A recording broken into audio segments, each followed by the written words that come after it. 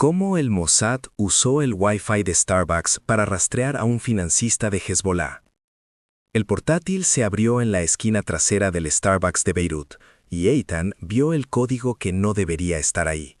3 líneas de encriptación anidadas dentro del protocolo de autenticación del router, vibrando en su pantalla como un pulso irregular. Su café se enfriaba junto al teclado, mientras sus dedos flotaban sobre las teclas, sin tocarlas aún, porque tocarlas significaba cruzar una línea que no podía descruzar. A través de la ventana, la lluvia golpeaba el cristal en ráfagas diagonales. Alguien tosió 2 mesas atrás. El Wi-Fi público latía con cientos de dispositivos invisibles, y uno de ellos acababa de enviar una transferencia encriptada de $3 millones a una cuenta fantasma en Chipre. Eitan tenía 30 segundos para capturar la firma digital antes de que desapareciera en la noche mediterránea. Su mano temblaba, no por miedo, sino porque sabía que del otro lado de esa señal había un hombre con nombre, familia y razones que nunca escucharía. Espera, antes de que comience la siguiente operación. Si esta misión ya te atrapó en las sombras, cuéntanos desde dónde nos estás viendo. Para seguir dentro del próximo secreto, traición o acto de justicia, suscríbete y únete a la agencia. Ojos abiertos. Volvamos a la misión. La orden había llegado 48 horas antes en un sobre Manila sin remitente, deslizado bajo la puerta de su apartamento en Tel Aviv mientras dormía. Dentro, una sola fotografía. Un hombre de mediana edad con barba recortada, saliendo de un Mercedes negro frente a un edificio bancario en Hamra. Sin nombre, sin contexto. Solo una nota al reverso escrita con tinta azul. Starbucks, martes, 17:00. Wi-Fi. Eitan había quemado la foto en el fregadero de su cocina, viendo cómo los bordes se curvaban y ennegrecían mientras el humo subía hacia el detector que había desactivado años atrás. Esa era la forma en que funcionaba ahora. Sin reuniones en salas seguras, sin maletines intercambiados en parques, solo instrucciones fragmentadas que llegaban como susurros en la oscuridad, y uno tenía que confiar en que alguien, en algún lugar de un edificio sin nombre en Herzliya, sabía exactamente lo que estaba haciendo. Había volado a Beirut esa misma noche, bajo un pasaporte canadiense que decía que se llamaba Michael Brennan, consultor de tecnología. El pasaporte tenía 3 años de antigüedad, lo suficiente para parecer usado, pero no gastado. Había sellos de Dubái, Estambul y Londres. Historia creíble, leyenda sólida. En la aduana, el oficial había mirado su rostro, luego la foto, luego de nuevo su rostro con esa expresión aburrida que significaba que no veía nada interesante. Eitan había sonreído cortésmente, había tomado su maleta y había desaparecido en la noche libanesa como un fantasma que sabía exactamente dónde encontrar las sombras. El hotel era discreto, el tipo de lugar donde los hombres de negocio se alojan cuando no quieren que nadie recuerde sus nombres. Habitación 412. Vista a una calle lateral donde los gatos callejeros peleaban entre los contenedores de basura. Eitan no durmió. En cambio, había ensamblado su equipo, un portátil modificado con antenas ocultas en la carcasa, un teléfono con 3 SIM cards registradas a nombres falsos, y un dispositivo del tamaño de una memoria USB que podía interceptar señales Wi-Fi en un radio de 50 metros. Todo había sido diseñado para parecer inocente bajo inspección superficial. Solo alguien que supiera qué buscar vería la verdad. El martes llegó con cielos grises y la promesa de lluvia. Eitan llegó al Starbucks a las 3 de la tarde, 2 horas antes de la ventana operativa. Pidió un café negro, sin leche, sin azúcar, porque los detalles importan cuando uno está construyendo una identidad. Se sentó en la esquina trasera, espalda contra la pared, vista clara de la entrada y la calle a través del ventanal. La clientela era cosmopolita. Estudiantes con MacBooks, empresarios en llamadas de conferencia, parejas compartiendo pastelitos. Nadie lo miró 2 veces. A las 4:40, el Wi-Fi del café registró una nueva conexión. Eitan vio la dirección MAC aparecer en su pantalla como una luciérnaga en la oscuridad. iPhone 13. Proveedor de servicios, una compañía libanesa. Ubicación aproximada del dispositivo. Dentro del café. Sector noreste. Levantó la mirada, sin mover la cabeza. 3 mesas a su derecha, Un hombre con camisa de vestir blanca y corbata aflojada acababa de sacar su teléfono. Pelo oscuro peinado hacia atrás. Barba recortada. Anillo de bodas en la mano izquierda. El hombre de la fotografía. El corazón de Ethan no se aceleró. Esa era la diferencia entre un aficionado y un profesional. Los aficionados sienten la adrenalina y dejan que los controlen. Los profesionales la sienten y la archivan, manteniéndose fríos mientras el mundo se estrecha a una sola tarea. Ethan tomó un sorbo de café que ya no sentía, y sus dedos comenzaron a moverse sobre el teclado con la precisión de un cirujano. El protocolo era simple en teoría, imposible en la práctica sin el equipo correcto. Los routers Wi-Fi públicos transmiten datos en paquetes que cualquiera puede interceptar si sabe cómo escuchar. Pero el hombre al que Ethan estaba rastreando no era tonto. Su teléfono usaba múltiples capas de encriptación, túneles VPN que rebotaban su señal a través de servidores en 3 continentes antes de llegar a su destino final. Para seguir el rastro, Ethan necesitaba capturar la firma única de su dispositivo, el equivalente digital de una huella dactilar, y luego usar esa firma para rastrear cada conexión que el hombre hiciera, sin importar cuántos servidores proxy usara para ocultar su rastro. El dispositivo USB en el bolsillo de Ethan estaba diseñado exactamente para eso. Lo activó con un toque en su teclado y comenzó a escuchar. Miles de paquetes de datos fluían a través del aire como corrientes invisibles. Ethan filtró el ruido, aislando solo los paquetes que coincidían con la dirección MAC del iPhone. Luego esperó.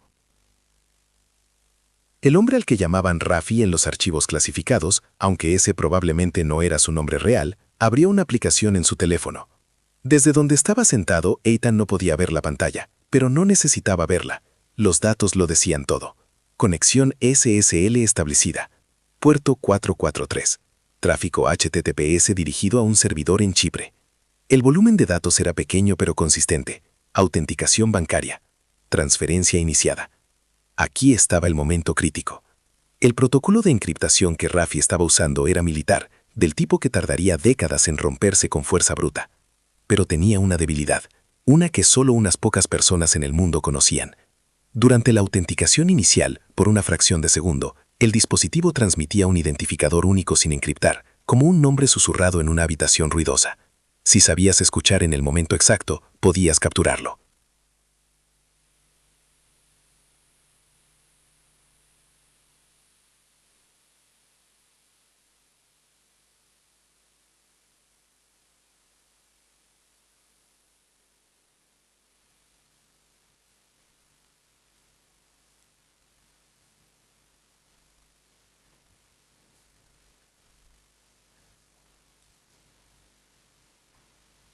Ahora, cada vez que ese teléfono se conectara a cualquier red Wi-Fi en el mundo, Ethan lo sabría. Cada café internet, cada aeropuerto, cada hotel. El hombre se había convertido en un faro que no sabía que estaba transmitiendo.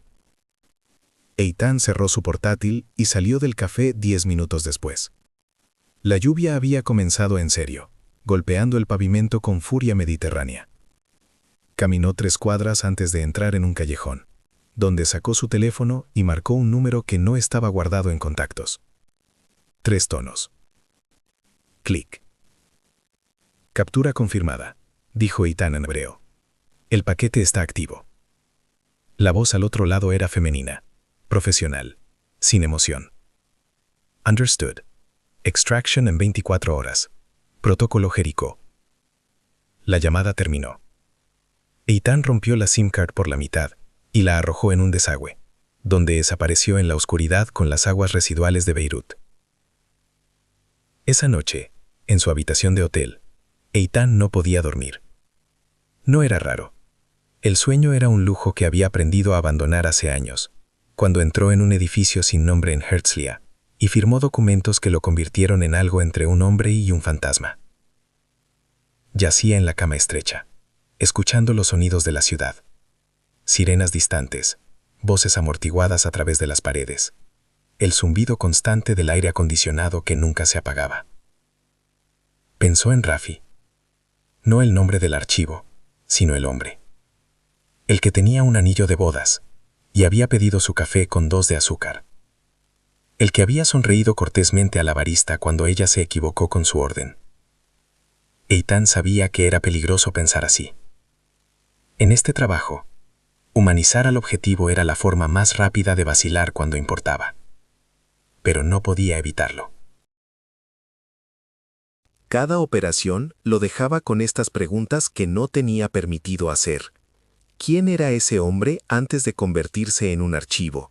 ¿Tenía hijos? ¿Alguna vez se despertaba en medio de la noche cuestionando las decisiones que lo habían llevado hasta aquí? El teléfono en la mesita de noche vibró una vez. Mensaje encriptado. Eitan lo abrió. Nueva actividad. Café Bliss. 09. Confirma posición. Rafi había vuelto a conectarse, esta vez en un café diferente, en el distrito universitario. Eitan comprobó el mapa. Café Bliss estaba cerca del campus de la Universidad Americana, un lugar popular entre estudiantes y profesores. Público, lleno, perfecto para perderse en la multitud, pero también perfecto para observar sin ser visto. El miércoles amaneció húmedo y gris. Eitan llegó al Café Bliss a las 8:30, pidió té de menta, variando su orden para no establecer patrones, y se instaló con un periódico en francés que no estaba leyendo realmente. Sus ojos escaneaban la habitación, catalogando rostros, salidas, amenazas potenciales, un hábito tan arraigado que ya no era consciente de hacerlo. Rafi apareció a las 9:02, esta vez con un maletín de cuero marrón. Se sentó en una mesa junto a la ventana, pidió espresso y abrió su laptop. Eitan activó su equipo de interceptación. Dentro de segundos, confirmó que era el mismo dispositivo del día anterior. Pero esta vez, Rafi no estaba haciendo una transacción financiera, estaba en videoconferencia. El audio era imposible de capturar en un café ruidoso, pero Eitan no necesitaba audio. Sus ojos analizaban los patrones de datos, tamaño de los paquetes, frecuencia de transmisión, destino del servidor. La videoconferencia estaba siendo enrutada a través de un servidor en Teherán. Los metadatos no mentían. Rafi no estaba hablando con un banco esta vez, estaba hablando con operativos. Eitan fotografió discretamente la escena con su teléfono, enfocándose en el ángulo del hombro de Rafi para intentar capturar lo que estaba en su pantalla. La calidad no sería perfecta, pero los analistas en Tel Aviv tenían software que podía reconstruir imágenes de reflexiones en lentes de gafas. Cada fragmento de información era una pieza del rompecabezas. La conferencia duró 17 minutos. Cuando terminó, Rafi cerró su laptop, revisó su teléfono brevemente, Eitan capturó esa conexión también, y salió del café. Esta vez Eitan lo siguió a distancia prudente, manteniéndose en el lado opuesto de la calle, usando el tráfico y los peatones como cobertura natural. Rafi caminó 6 cuadras hasta un edificio de apartamentos de aspecto ordinario en una calle tranquila. No miró atrás antes de entrar. Error. Eitan memorizó la dirección, tomó nota de las salidas, las cámaras de seguridad, solo una, en la entrada principal, ángulo pobre, y las tiendas cercanas. Luego continuó caminando como si siempre hubiera sido su destino, doblando en la siguiente esquina solo cuando estaba fuera de vista. Esa tarde, Eitan transmitió sus hallazgos a través de un canal encriptado que rebotaba su señal a través de satélites y servidores en 7 países. La respuesta llegó 2 horas después. Vigilancia aprobada. Mantén distancia. No intervengas. Espera señal verde. Así comenzó la fase de observación. Durante los siguientes 4 días, Eitan rastreó cada movimiento digital de Rafi. El hombre tenía una rutina sorprendentemente regular para alguien en su línea de trabajo. Café por la mañana, siempre en lugares públicos con Wi-Fi fuerte, llamadas encriptadas al mediodía, reuniones en persona por la tarde en ubicaciones que variaban pero seguían un patrón. Siempre lugares con múltiples salidas, nunca el mismo lugar 2 veces seguidas, siempre con al menos 50 personas alrededor. Pero había algo más, algo que Eitan notó en el 4.º día. Rafi tenía miedo. No era obvio, el hombre era demasiado profesional para eso, pero estaba ahí en los pequeños detalles. La forma en que sus ojos escaneaban la habitación antes de sentarse, el tiempo extra que tomaba comprobando su reflejo en ventanas para ver si alguien lo seguía, la manera en que siempre se sentaba con la espalda contra la pared. Rafi sabía que alguien lo estaba cazando.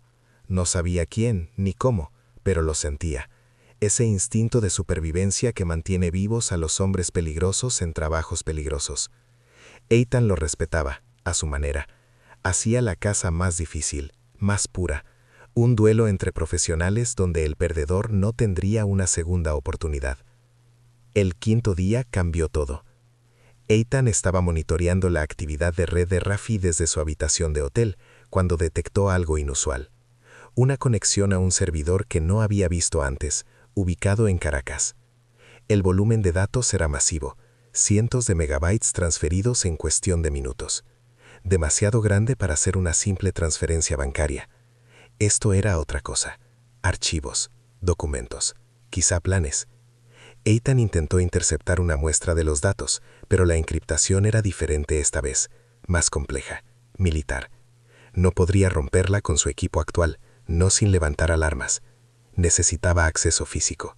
Necesitaba estar en el mismo lugar que Rafi, con equipo especializado que pudiera clonar su dispositivo en segundos sin que él lo supiera.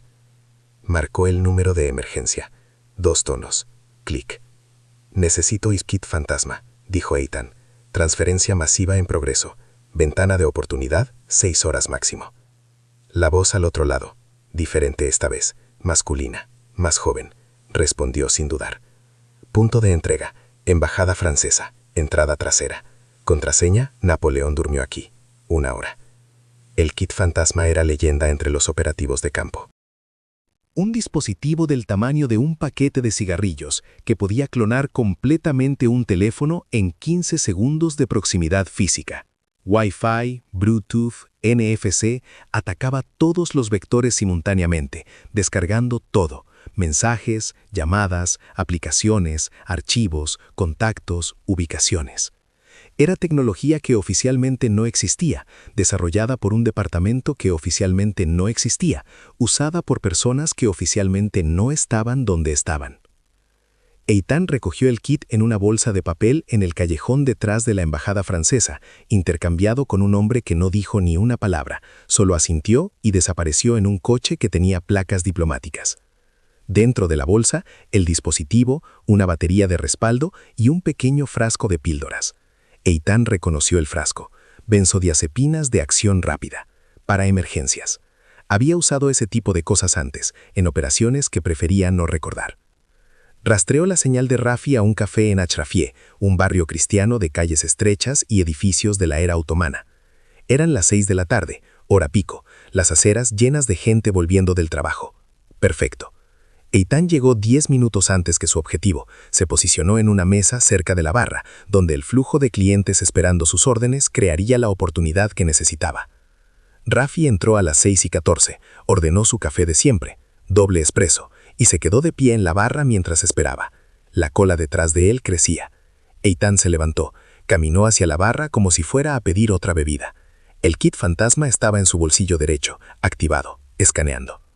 El momento llegó cuando un grupo de turistas irrumpió en el café, ruidosos y desordenados, empujando para llegar a la barra. Eitan se dejó empujar, simulando perder el equilibrio, chocando suavemente con Rafi. «Perdón, perdón», murmuró en francés, haciendo el gesto universal de disculpa. Rafi asintió distraídamente, ya enfocado de nuevo en su teléfono. 15 segundos. Ese fue todo el tiempo que el dispositivo necesitó.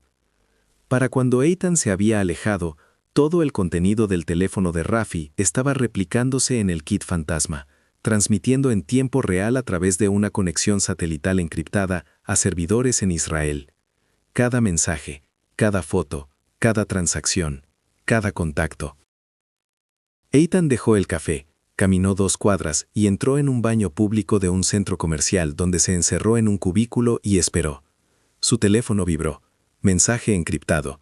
Descarga completa. Análisis en progreso. Mantén posición. Se lavó las manos, se mojó la cara con agua fría y se miró en el espejo manchado. El hombre que le devolvía la mirada parecía cansado, líneas alrededor de los ojos que no estaban ahí hace 5 años, pelo con las primeras hebras grises, 36 años y ya se sentía como 50. Este trabajo consumía años como fuego consumiendo papel. El análisis tomó 3 horas. Durante ese tiempo, Eitan vagó por Beirut como turista, comprando baratijas en tiendas de souvenirs que nunca llevaría a casa, comiendo falafel de un vendedor callejero, sentándose en parques observando palomas, matando tiempo, esperando. La llamada llegó a las 9:40 de la noche. Café Seguro, Rue Guraud, 20 minutos.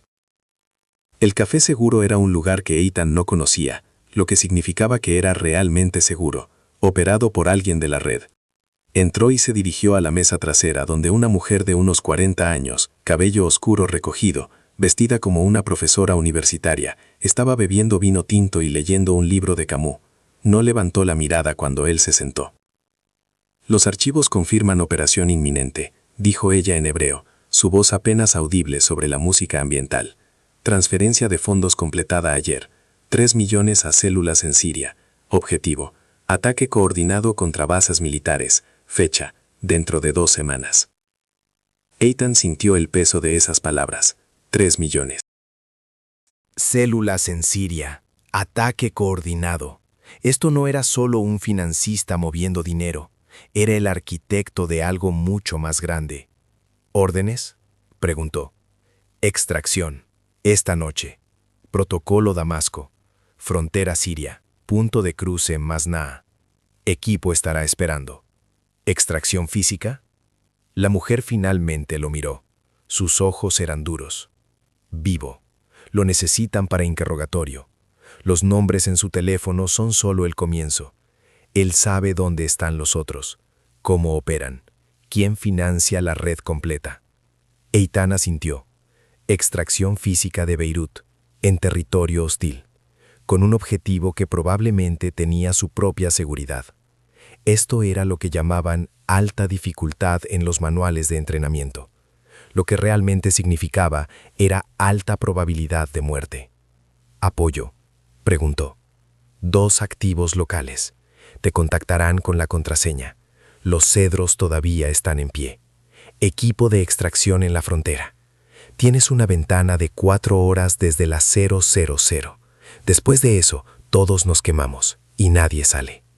La mujer dejó dinero en la mesa, cerró su libro y se fue sin decir otra palabra. Eitan se quedó sentado, terminando el café que había pedido, pero que no recordaba haber bebido. 4 horas para secuestrar a un financista de Hezbolá en el corazón de Beirut y sacarlo del país. Había hecho cosas más difíciles, pero no muchas, y no todas habían terminado bien. Los 2 activos locales resultaron ser hermanos, Amin y Karim, libaneses que trabajaban con el Mossad por razones que Eitan no preguntó y que ellos no ofrecieron. Cada hombre tenía sus motivos. A veces era dinero, a veces venganza, a veces algo más complejo que no cabía en palabras simples. Se encontraron en un almacén abandonado en el distrito industrial, donde el aire olía a aceite de motor y metal oxidado. El edificio tiene 4 pisos, dijo Amin, desplegando planos arquitectónicos sobre una mesa polvorienta. Él está en el tercero, 2 guardias en la entrada, 1 en el pasillo. Posiblemente más dentro del apartamento. ¿Alarmas?, preguntó Eitan. Silenciosas. Directamente a una compañía de seguridad privada. ¿Tiempo de respuesta? 5 minutos en el mejor caso. 3 si están alertas. Entonces tenemos 3 minutos, dijo Eitan. ¿Cámaras? Una en el lobby, otra en la escalera. Las desactivaremos desde fuera antes de entrar. Karim, el hermano menor, no había hablado todavía. Estaba limpiando una pistola con movimientos metódicos, verificando el cargador, el seguro, la acción. Era el tipo de cuidado que viene de experiencia. Eitan reconocía a un soldado cuando veía a uno. ¿Has hecho esto antes?, le preguntó Eitan. Karim finalmente lo miró. La guerra en Siria, 6 años. Después, esto. No elaboró. No necesitaba hacerlo. El plan era simple en su brutalidad. Entrar rápido, neutralizar resistencia, extraer objetivo, salir más rápido. La violencia sería mínima, pero suficiente. No estaban ahí para matar a menos que fuera absolutamente necesario. Cada cuerpo que dejaran atrás era evidencia, testigos, preguntas. Fantasmas no dejaban rastros. A las 11:50 de la noche, el furgón se detuvo a media cuadra del edificio objetivo. Era una noche sin luna, el cielo cubierto de nubes que amenazaban lluvia. Las calles estaban sorprendentemente tranquilas para Beirut. Eitan llevaba ropa oscura no identificable, una radio en el oído y un cuchillo táctico que esperaba no tener que usar. Amin y Karim estaban igualmente equipados, sus rostros ocultos por balaclavas. A las 11:50 exactas, las cámaras de seguridad del edificio mostraron nieve estática. Amin había cumplido su parte. Tenían minutos. Se movieron como sombras. El primer guardia nunca supo que lo golpeó. Karim lo durmió con un estrangulamiento que cortó el flujo sanguíneo al cerebro en 6 segundos. Lo arrastraron a un armario de limpieza. El segundo guardia fue más difícil. Estaba alerta. Había notado que su compañero no respondía a la radio. Cuando salió al pasillo con su arma desenfundada, Amin tuvo que actuar. Un disparo silenciado. El guardia cayó. No estaba muerto, pero estaría fuera por horas. Pérdida de sangre, shock. No ideal, pero necesario. El apartamento de Rafi estaba al final del pasillo. Puerta blindada, cerradura electrónica. Eitan sacó el dispositivo que la mujer del café le había dado. Un bypass electromagnético que podía fritar los circuitos de una cerradura en segundos. Lo colocó contra el panel. Zumbido. Clic. Verbe. Entraron. El apartamento estaba oscuro, pero no vacío. Eitan sintió la presencia antes de verla. El tercer guardia. En la sombra junto a la cocina. El hombre gritó algo en árabe, levantando su arma. Eitan se movió por instinto, lanzando su cuchillo en un movimiento fluido que había practicado 1000 veces en salas de entrenamiento. La hoja encontró su objetivo. El guardia cayó, gorgoteando, manos en su garganta. Dormitorio, siseó Amin, señalando una puerta cerrada. Karim la pateó abierta. Rafi estaba ahí, en la cama, alcanzando el teléfono en la mesita de noche.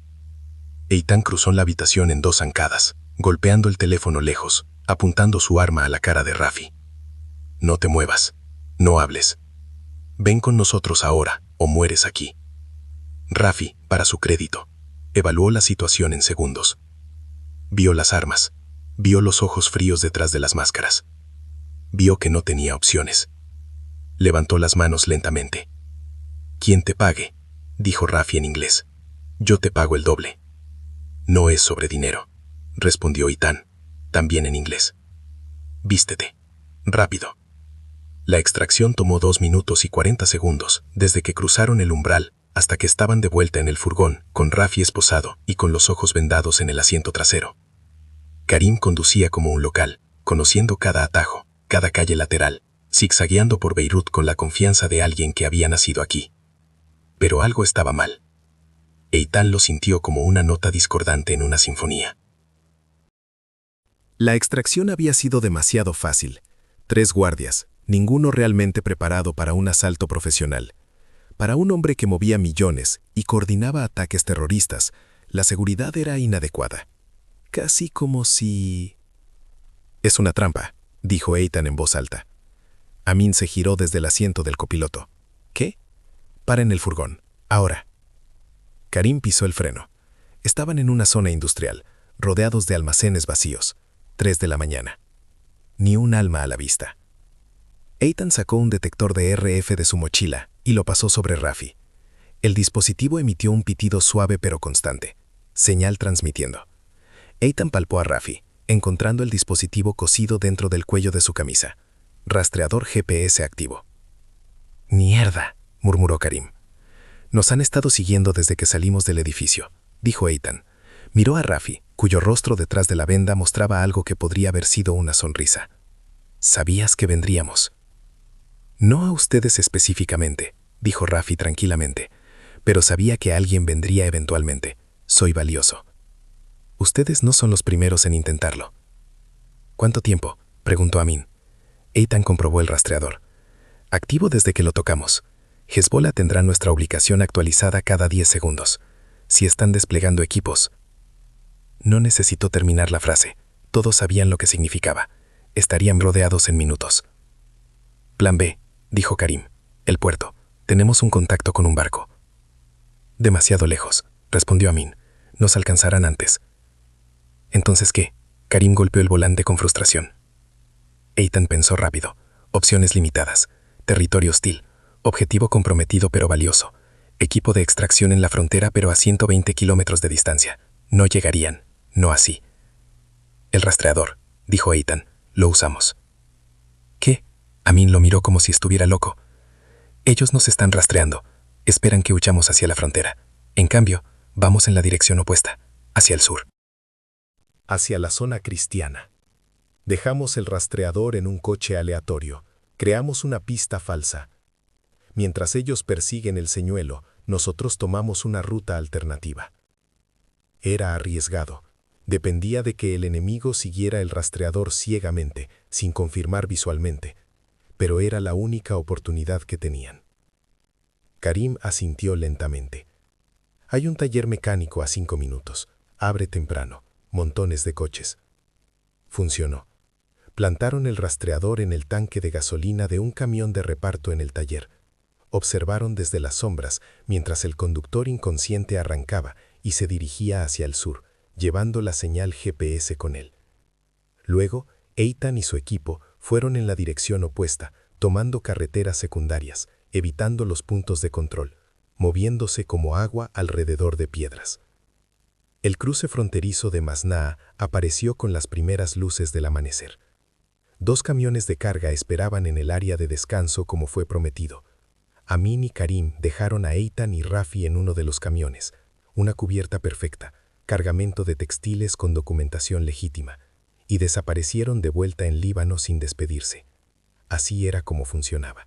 Sin nombres, sin gratitudes, solo el trabajo. El cruce fue tenso pero rutinario. Los guardias fronterizos revisaron documentos, miraron casualmente la carga, aceptaron el soborno discreto que el conductor les ofreció y levantaron la barrera. Siria. Luego, más tarde, Jordania. Luego, finalmente, Israel. Rafi no habló durante todo el viaje. Eitan tampoco. No había nada que decir. Ambos sabían lo que venía después.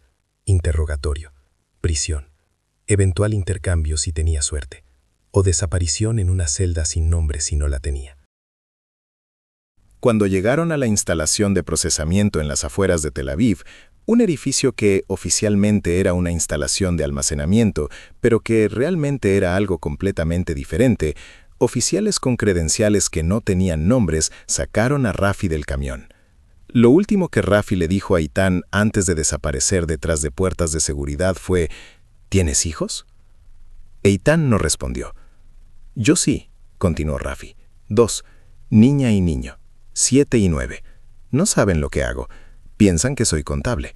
Río amargamente. Supongo que en cierta forma lo soy. Cuento dinero. Solo que el dinero compra balas en lugar de pan. ¿Por qué me dices esto?, preguntó Eitan finalmente. Porque necesitas saber que no soy un monstruo, no en mi cabeza. Creo que estoy protegiendo a mi familia. Creo que estoy luchando por algo importante. Rafi hizo una pausa.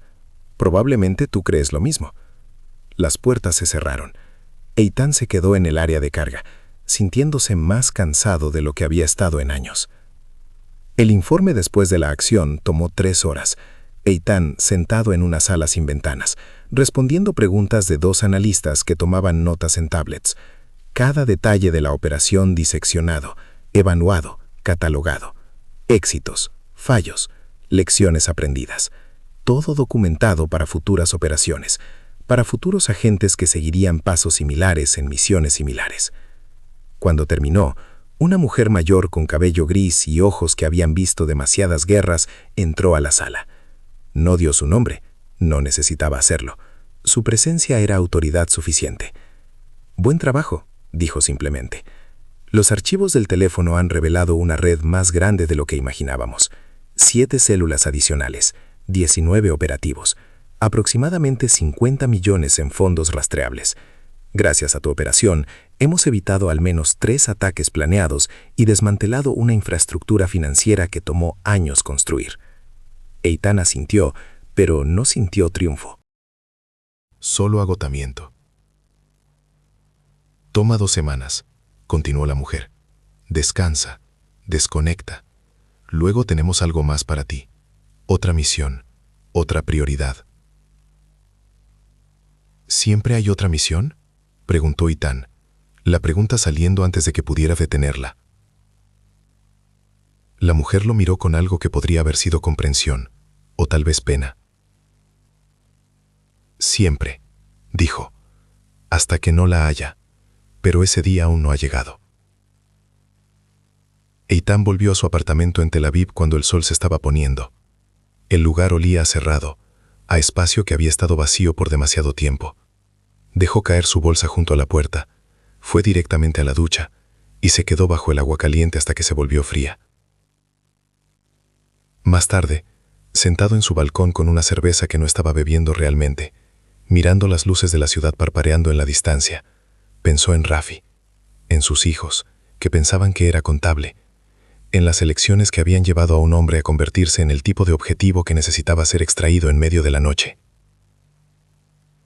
Pensó en el Wi-Fi de Starbucks, en cómo algo tan mundano, gente pidiendo café, conectándose a Internet, viviendo sus vidas ordinarias, podía convertirse en el campo de batalla para guerras invisibles que la mayoría nunca sabría que se estaban librando.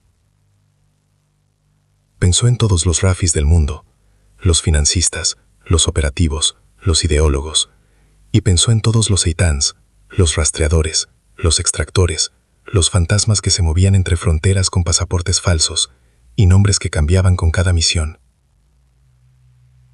Dos lados de la misma moneda, ambos creyendo que luchaban por algo importante, ambos pagando precios que nadie vería nunca, ambos dejando pedazos de sus almas en cafés de Beirut y salas de interrogatorio de Tel Aviv.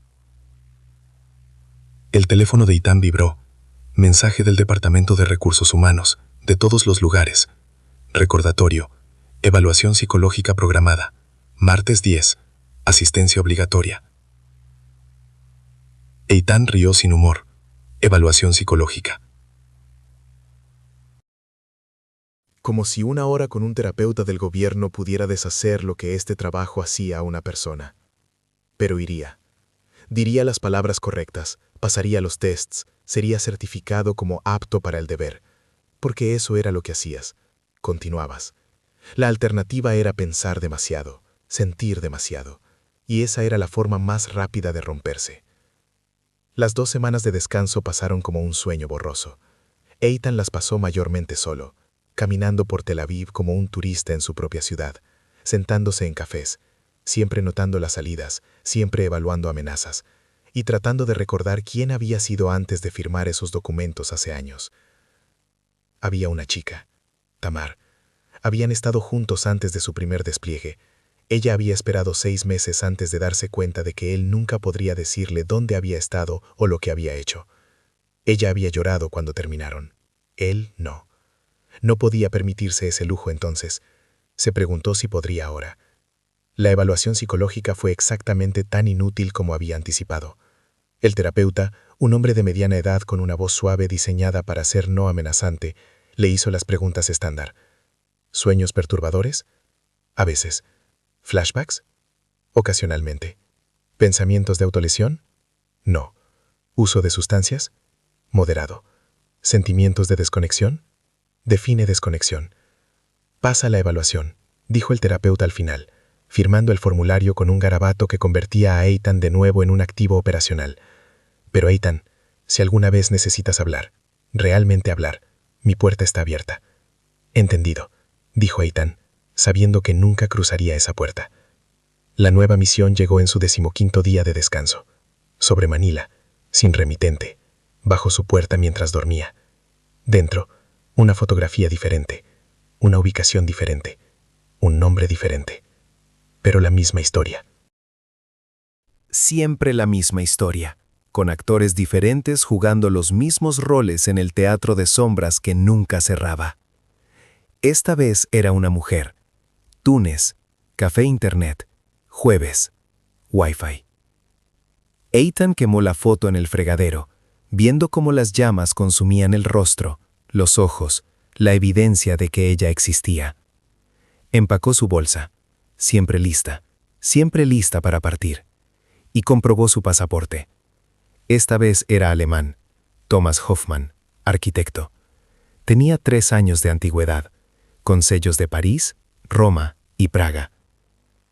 Mientras esperaba en el aeropuerto su vuelo a Túnez, Eitan compró café en el Starbucks de la terminal. Se sentó junto a una ventana, observando aviones despegar y aterrizar, pensando en Rafi, preguntándose si sus hijos habían descubierto qué le había pasado a su padre, preguntándose si importaba. Su teléfono vibró. Mensaje encriptado. Protocolo Jericó replicado. Misión aprobada. Buena casa. Ethan terminó su café, encendió su laptop, activó su equipo de interceptación. El Wi-Fi del aeropuerto estaba lleno de señales. Cientos de dispositivos, miles de paquetes de datos fluyendo invisibles a través del aire. En algún lugar en ese océano digital estaba su próximo objetivo, ya transmitiendo, ya dejando huellas, ya vulnerable sin saberlo. Todo comenzaba de nuevo, el ciclo, la caza, la captura, la extracción. Y en algún lugar, en algún otro café de alguna otra ciudad, otro operativo estaba preparando otra misión contra otro objetivo en las guerras invisibles que nunca terminaban. Ethan cerró los ojos por un momento, permitiéndose un segundo de cansancio antes de que el profesional en él volviera a tomar el control. Cuando los abrió de nuevo, Thomas Hoffmann, arquitecto alemán, turista inocente, estaba listo para abordar su vuelo. Pero Ethan, el fantasma, el rastreador, el hombre que usaba Wi-Fi de Starbucks para cazar financistas de terroristas, permaneció enterrado profundo dentro, esperando el momento en que sería necesario de nuevo. Ese momento siempre llegaba. En las sombras, donde se libraban guerras sin testigos, donde la justicia se servía en silencio y el sacrificio nunca se reconocía, ese momento era ahora, era mañana, era para siempre. El café se enfrió, el vuelo se anunció. Ethan se levantó y caminó hacia la puerta de embarque, dejando atrás otra vida ordinaria en otra ciudad ordinaria. Los cedros todavía están en pie. La contraseña resonó en su mente. Un código, una promesa, un recordatorio de que en algún lugar alguien estaba esperando su llegada. Otro Amin, otro Karim, otros fantasmas en la red que mantenía funcionando esta maquinaria invisible de guerra e inteligencia. Y en Beirut, en una celda sin nombre en una instalación que oficialmente no existía, Rafi despertaba cada día pensando en sus hijos, esperando el interrogatorio, esperando el intercambio que probablemente nunca vendría, sabiendo que había perdido, pero sin arrepentirse completamente, porque en su mente había luchado por algo en lo que creía. Dos hombres, dos lados, una guerra que nunca sería declarada, nunca sería ganada, nunca terminaría realmente. Y en cafés alrededor del mundo, el Wi-Fi público seguía transmitiendo, señales invisibles, llevando secretos que algunos hombres morirían por proteger y otros morirían por descubrir. La puerta de embarque se cerró. El avión despegó, llevando a Thomas Hoffmann hacia su destino. Y en algún lugar en el cielo, entre Tel Aviv y Túnez, Ethan abrió su laptop una vez más, conectándose al Wi-Fi del avión, sus algoritmos siempre escaneando, siempre buscando, siempre rastreando las señales que otros no podían ver. Porque eso era lo que hacía, eso era lo que siempre haría. Hasta que algún día, en alguna misión, en alguna ciudad cuyo nombre aún no conocía, el fantasma encontraría otro fantasma, y uno de ellos no volvería a casa. Pero ese día no era hoy. Hoy, la casa continuaba. Y en el asiento 17C, un arquitecto alemán llamado Thomas Hoffmann cerraba los ojos y pretendía dormir, mientras Ethan, el verdadero Ethan, permanecía despierto en la oscuridad, vigilando las sombras que solo él podía ver. Ethan volvió a su apartamento en Tel Aviv cuando el sol se estaba poniendo. El lugar olía a cerrado, a espacio que había estado vacío por demasiado tiempo. Dejó caer su bolsa junto a la puerta, fue directamente a la ducha y se quedó bajo el agua caliente hasta que se volvió fría. Más tarde, sentado en su balcón con una cerveza que no estaba bebiendo realmente, mirando las luces de la ciudad parpadeando en la distancia, pensó en Rafi, en sus hijos que pensaban que era contable, en las elecciones que habían llevado a un hombre a convertirse en el tipo de objetivo que necesitaba ser extraído en medio de la noche.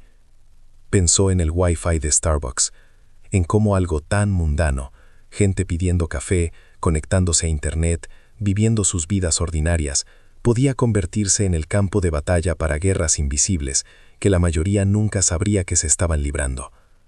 Pensó en todos los Rafis del mundo, los financistas, los operativos, los ideólogos, y pensó en todos los Eitans, los rastreadores, los extractores, los fantasmas que se movían entre fronteras con pasaportes falsos y nombres que cambiaban con cada misión. Dos lados de la misma moneda, ambos creyendo que luchaban por algo importante, ambos pagando precios que nadie vería nunca, ambos dejando pedazos de sus almas en cafés de Beirut y salas de interrogatorio de Tel Aviv.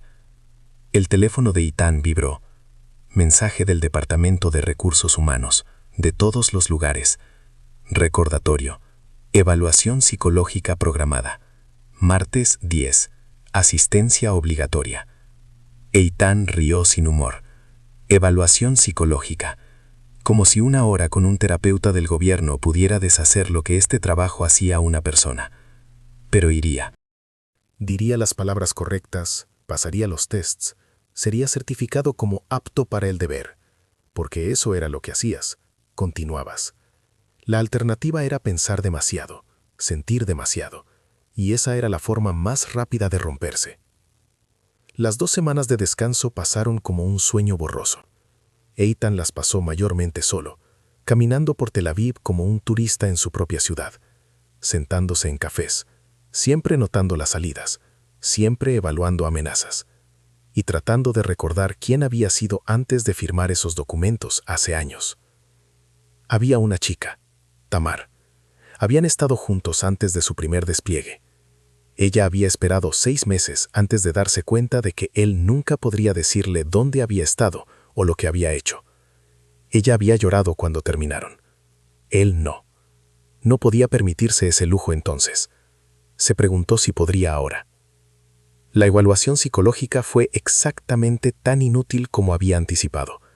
El terapeuta, un hombre de mediana edad con una voz suave diseñada para ser no amenazante, le hizo las preguntas estándar. ¿Sueños perturbadores? A veces. ¿Flashbacks? Ocasionalmente. ¿Pensamientos de autolesión? No. ¿Uso de sustancias? Moderado. ¿Sentimientos de desconexión? Define desconexión. Pasa la evaluación, dijo el terapeuta al final, firmando el formulario con un garabato que convertía a Eitan de nuevo en un activo operacional. Pero Eitan, si alguna vez necesitas hablar, realmente hablar, mi puerta está abierta. Entendido, dijo Eitan, sabiendo que nunca cruzaría esa puerta. La nueva misión llegó en su 15º día de descanso, sobre Manila, sin remitente, bajo su puerta mientras dormía.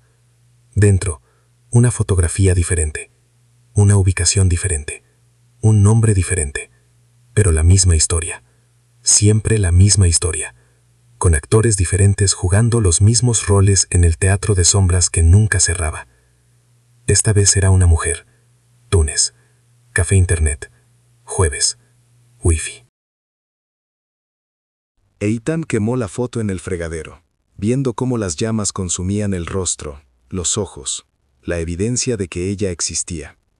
Empacó su bolsa, siempre lista para partir, y comprobó su pasaporte. Esta vez era alemán. Thomas Hoffmann, arquitecto. Tenía 3 años de antigüedad, con sellos de París, Roma y Praga. Mientras esperaba en el aeropuerto su vuelo a Túnez, Eitan compró café en el Starbucks de la terminal. Se sentó junto a una ventana, observando aviones despegar y aterrizar, pensando en Rafi, preguntándose si sus hijos habían descubierto qué le había pasado a su padre, preguntándose si importaba. Su teléfono vibró. Mensaje encriptado. Protocolo Jericó replicado. Misión aprobada. Buena casa. Eitan terminó su café. Encendió su laptop. Activó su equipo de interceptación. El Wi-Fi del aeropuerto estaba lleno de señales, cientos de dispositivos, miles de paquetes de datos fluyendo invisibles a través del aire.